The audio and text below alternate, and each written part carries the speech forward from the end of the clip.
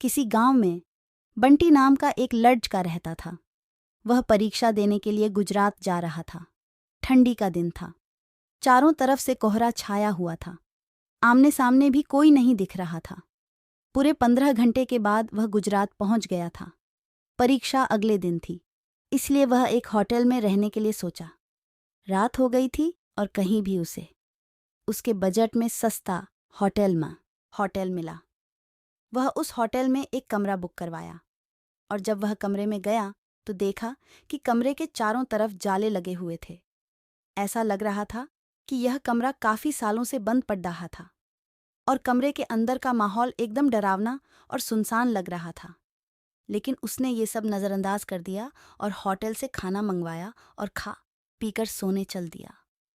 जब वह सो रहा था तो लगभग रात के 1 बजे के करीब उसे किसी के पायल की घुंघरू की आवाज़ सुनाई दी। बंटी तुरंत नींद से उठ गया और जल्दी से खिड़की के पास गया, ये पता करने के लिए को इतनी रात को किसकी पायल की आवाज़ सुनाई दे रही है और इस सुनसान रास्ते में कौन आधी रात को घूम रहा है, क्योंकि वहाँ होटल में बंटी और मैनेजर के अलावा कोई भी नहीं था। तो ये फिर किस औरत की पायल की आवाज़ सुनाई दे रही है।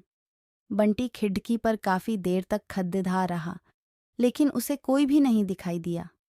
फिर उसने अपने कमरे से मैनेजर को फ़ोन किया और उसे बताया कि मुझे इतनी रात को कब से किसी की पायल की आवाज़ सुनाई दे रही है। आपको भी दे रही हैं क्या? मैनेजर ने कहा कि सर, ऐसी कोई बात नहीं है। आपको हवा से ऐसा लग रहा होगा।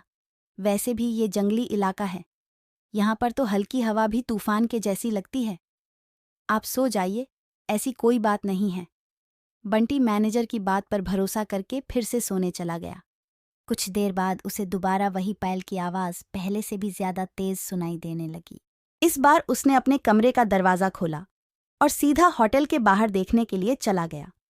जब वह बाहर आया तो देखा कि एक काफ़ी लंबी औरत है जो सफ़ेद साड़ी पहनी हुई थी। उसके काफ़ी लंबे बाल थे और चेहरा ढका हुआ था। वह अपने हाथ में एक नारियल लेकर के होटल के चारों तरफ चक्कर लगा रही थी। ऐसा लग रहा था कि मानो अपने पायल की आवाज़ से किसी को बुला रही। बंटी दौड़कर उसके पास गया कि कौन है ये औरत जो इतनी रात को यहाँ घूम रही है। लेकिन वह तुरंत ही गायब हो गई और चारों तरफ कोहरा ही कोहरा फैल गया।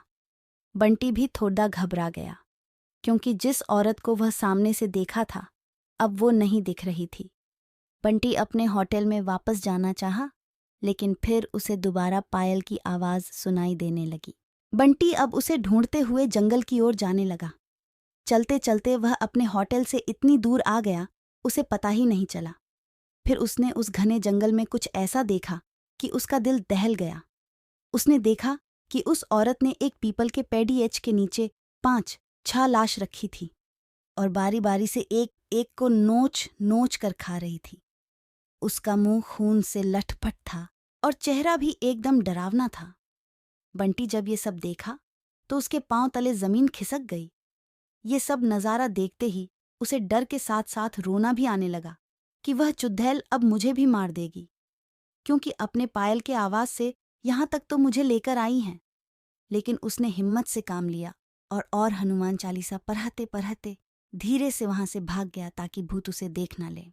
लेकिन भूत तो भूत होते हैं। बंटी जैसे ही वहां से भागने की कोशिश किया, वो चुड़ैल अचानक उसके सामने आ गई और उसे इशारों से अपने अड्डे पर ले जाने लगी, जहां पर उसने लाशें रखी थीं। बंटी हनुमान जी झांप करके इतनी तेजी से वहां से भागा कि मानो जैसे उसके अंदर किसी की शक्ति आ गई हो। भागते भागते सीधा वह अपने होटल वापस आ गया। वहां थोड़ी देर रुका तो उसे एक आदमी दिखाई दिया। उसे देखकर ऐसा लग रहा था कि ये अच्छा आदमी है। वह बंटी के पास आकर बोला, अरे भाई, क्या हुआ तुम्हें?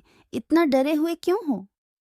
बंटी ने सारा किस्सा उस आदमी को सुनाया तो उसने बताया कि भाई, तुम बहुत किस्मत वाले हो कि आज तुम बच गए। वो भूत किसी को भी नहीं छोड़ ढती। और तुम इस होटल में क्या कर रहे हो? इसको तो बंद हुए काफ़ी साल हो गए। बंटी जब उस आदमी का इतना बात सुना तो उसका डर कर मारे पसीने निकले लगे। फिर वह आदमी बताने लगा कि इस होटल में बहुत साल पहले एक एलडडयाकी के साथ 4-5 लद्दाखी उसका भयानक तरीके से रेप करके मार दिए थे।